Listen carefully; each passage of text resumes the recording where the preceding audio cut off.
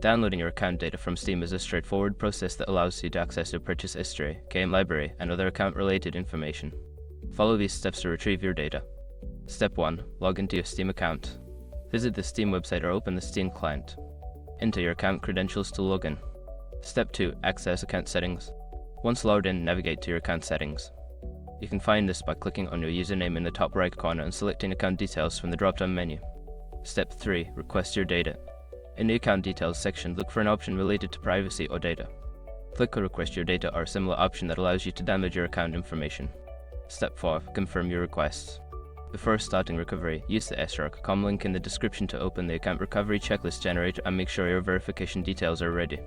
Step 5. Download your data. After your request is processed, you will receive a link or notification when your data is ready. Follow the instructions provided to download your account data to your device.